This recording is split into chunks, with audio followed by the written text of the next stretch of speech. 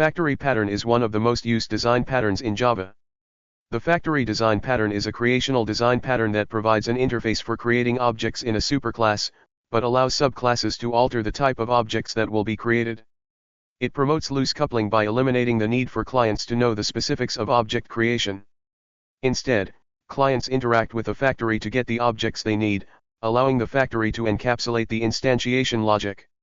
I'm Balaji Chandrasekharan. Today, I will be discussing about the factory pattern and how to implement a factory pattern in object-oriented language like Java. Please like, share my video, and subscribe my channel. Some of the key benefits of factory pattern are: encapsulation. This pattern encapsulates the object creation code.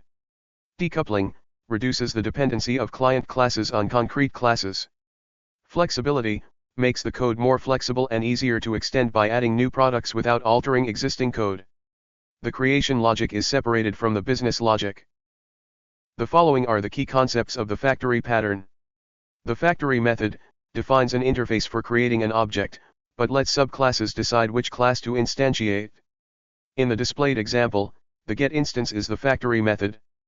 Product is the interface or abstract class defining the objects that the factory method creates.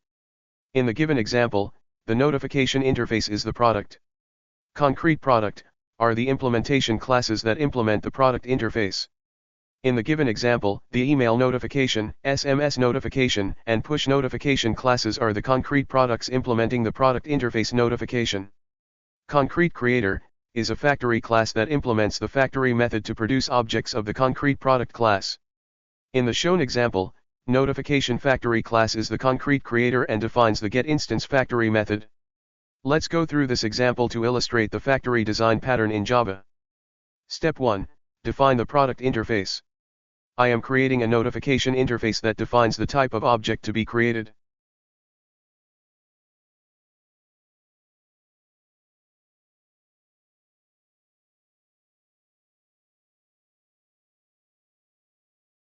Adding a new abstract method notify with an input variable message.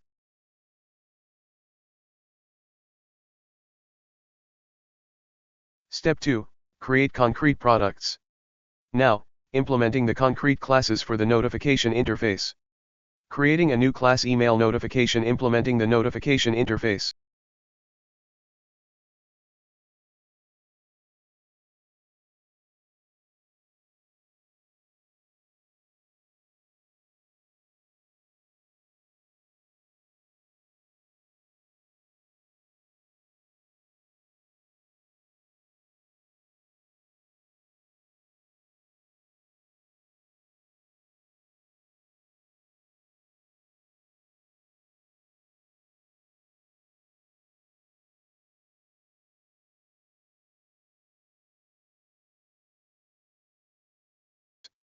Creating the second new concrete class SMS notification.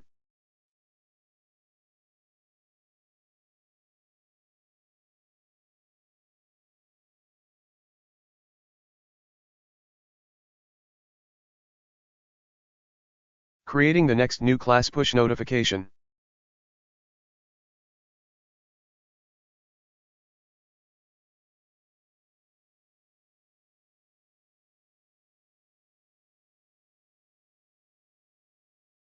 The factory class contains a method for creating objects of the notification interface type. I am defining a public class named notification factory.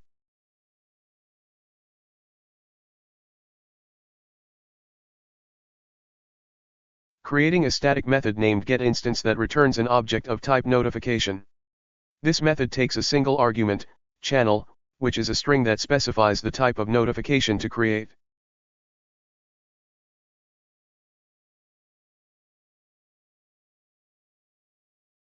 I am using a series of if statements to check the value of the channel string.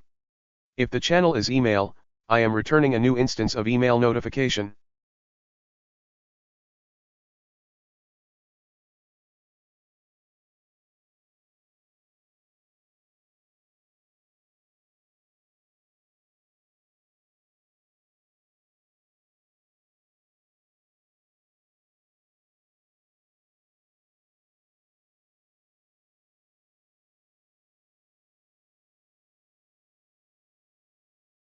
If the channel is SMS, returning a new instance of SMS notification.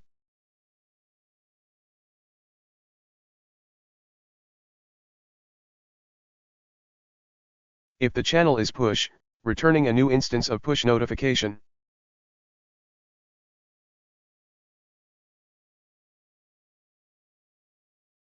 If the channel string does not match any of the specified values, email, SMS, or push, I am throwing a runtime exception with the message invalid channel.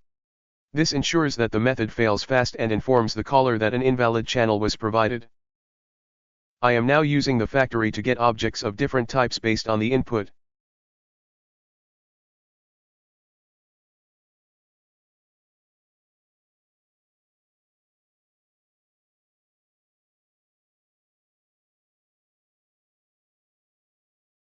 Calling the getInstance method of the notification factory class with the argument email.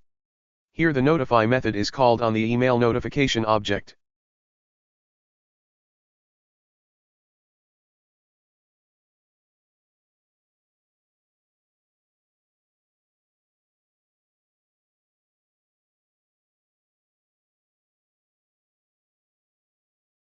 Calling the getInstance method of the notification factory class with the argument SMS. Here the notify method is called on the SMS notification object. Calling the getInstance method of the notification factory class with the argument push. Here the notify method is called on the push notification object. By using the factory design pattern, the code is more modular, maintainable, and extensible, allowing new types of notifications to be added with minimal changes to the existing code. We have reached the conclusion of this session and look forward to seeing you in our next one. We hope you have enjoyed the video. Don't forget to like, share, and subscribe. Thank you for tuning in.